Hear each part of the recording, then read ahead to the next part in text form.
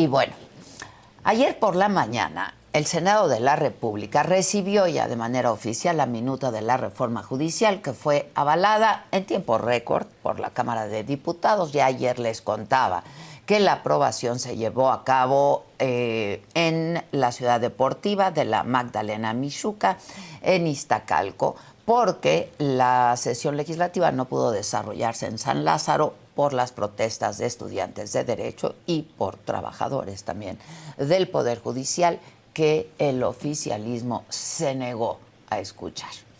Como en los peores tiempos del régimen unipartidista, Morena, el PT y el Partido Verde utilizaron su aplanadora legislativa.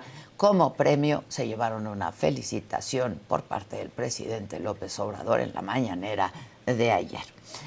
La sesión en la sede alterna se desarrolló de manera tan precipitada que los diputados de la oposición no solo están cuestionando la legalidad y el quórum de la convocatoria, sino que ya están preparando las impugnaciones por las irregularidades denunciadas. Mientras tanto, la Cuarta Transformación ya trazó perfectamente su agenda. En el Senado, la minuta fue turnada de manera directa a las Comisiones Unidas de Puntos Constitucionales y de Estudios Legislativos y se espera que el próximo miércoles ya se discute en el Pleno y, según me contó personalmente el presidente del Senado, Gerardo Fernández Noroña, ya cuentan con el voto que les falta para su aprobación, para tener la mayoría calificada. Si todo sale como el oficialismo espera, antes del grito del 15 de septiembre, porque así lo quiere el presidente, López Obrador ya habrá publicado en el Diario Oficial de la Federación su reforma judicial. Y ya todos conocemos algunos de los puntos más polémicos y problemáticos de la iniciativa. Las críticas se han concentrado en la elección de jueces, ministros y magistrados, que podría politizar y desprofesionalizar, de acuerdo a quienes conocen el tema, la impartición de justicia, minar la certidumbre jurídica, desestabilizar la economía y desincentivar la inversión.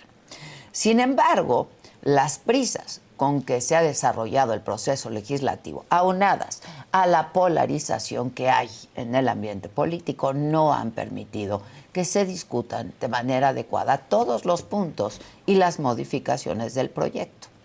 Entre los asuntos que pues quizá no se han estudiado con la profundidad debida está el de los llamados jueces sin rostro. Es decir, juzgadores cuya identidad se escondería por motivos de seguridad. De entrada, hay que aclarar que en la minuta que recibió ayer el Senado, el texto dice a la letra que tratándose de delincuencia organizada, el órgano de administración judicial podrá disponer las medidas necesarias para preservar la seguridad y resguardar entonces la identidad de las personas juzgadoras conforme al procedimiento que establezca la ley, cierro comillas. Lo que esto significa es que a partir de ahora, en los casos en que se considere necesario, los involucrados en un litigio podrían desconocer la identidad de los juzgadores. Así, por ejemplo, se podría esconder la identidad de un juez encargado de sentenciar a un narcotraficante para evitar que reciba presiones, amenazas o atentados contra él o inclusive sus familiares. ¿Por qué ocurre? De entrada, todo esto parece una buena idea para garantizar la imparcialidad de la justicia y, por supuesto, la seguridad de quienes la imparten, que se proteja a los jueces, ministros o magistrados involucrados. En un país con una incidencia delictiva tan alta como la existe en México, donde el crimen organizado ha llegado a imponer a los candidatos para favorecer sus intereses, parece una medida prudente. Sin embargo, también podría argumentarse que, amparados en el anonimato, algunos juzgadores podrían hacer sentencias injustas e imperdonables, porque ya no estarían expuestos al descrédito público y a la rendición de cuentas que una justicia abierta fomenta.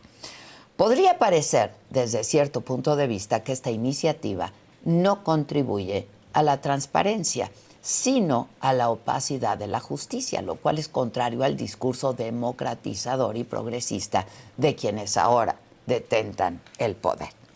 Pero bueno, más allá de la discusión técnica, llaman la atención las contradicciones en el discurso de la 4T. Por un lado, el presidente ha difundido entre sus seguidores un discurso triunfalista con respecto a su estrategia de seguridad, un discurso triunfalista injustificado. Mientras tanto, con la propuesta de los jueces sin rostro, hay un reconocimiento implícito de la crisis de violencia que lastima nuestro territorio y de la incapacidad del Estado mexicano de garantizar la seguridad, no solo de los ciudadanos, sino de los propios servidores públicos. Por un lado, contra la advertencia de muchísimos expertos, el presidente, los morenistas y sus aliados ha negado rotundamente que el crimen organizado puede intervenir en la designación de jueces, tal y como sucedió en muchísimos municipios en el proceso electoral más reciente. Al mismo tiempo, se busca ocultar la identidad de los mismos jueces que fueron designados públicamente mediante el voto popular. Entonces, pues la contradicción ahí está, resulta evidente. También es paradójico que esta medida, la de los jueces sin rostro, fue promovida por el expresidente Felipe Calderón, el adversario político, ¿no? Más mencionado del presidente López Obrador. Resulta llamativo porque no es la primera vez que la actual administración ha recurrido a las mismas estrategias que tanto criticó, critica y va a criticar duramente desde la oposición. El más claro ejemplo es tal vez la militarización del país que se ha exacerbado durante los últimos 6 años y que para bien o para mal se va a consagrar con la integración de la Guardia Nacional a la Secretaría de la Defensa. Entonces, pues más allá de los argumentos a favor y en contra de los jueces sin rostro, lo que queda claro es que este es un tema muy importante para la impartición de justicia del país y para el funcionamiento en general del Estado mexicano. Y así como este, hay decenas de puntos igual o incluso más importantes. ¿Qué va a pasar exactamente con los actuales jueces, ministros y magistrados del Poder Judicial? ¿Cómo se va a reformar el Consejo de la Judicatura, que es el órgano administrativo encargado de vigilar internamente la impartición de justicia? ¿De qué manera se puede garantizar una justicia más expedita si no se aumenta el número de juzgadores del país? ¿De qué forma se puede mejorar la rendición de cuentas del Poder Judicial? ¿Cómo reformar el Ministerio Público y las fiscalías, que tienen la responsabilidad de investigar los delitos y de armar las carpetas, pues para asegurar que no haya impunidad? Todos estos puntos ameritarían una discusión seria y detenida, y no, con todo respeto, pues estas sesiones legislativas vergonzosas, improvisadas, como la que vimos ayer por la noche, la madrugada de ayer en la Cámara de Diputados, y como la que se espera ocurra también en el Senado de la República. Si el oficialismo ya tiene la mayoría calificada, ¿cuál es la prisa para aprobar esta reforma? Yo me pregunto, ¿no están acaso interesados en hacer bien su chamba? Y les pregunto directamente a los legisladores, ¿de verdad le tienen tanto miedo y tanta obediencia al presidente López Obrador que van a ignorar su propia responsabilidad y van a alzar la mano solo para darle gusto?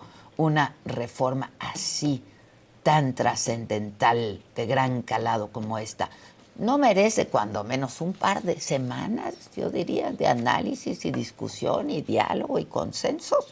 El presidente quiere que esté lista para antes del grito.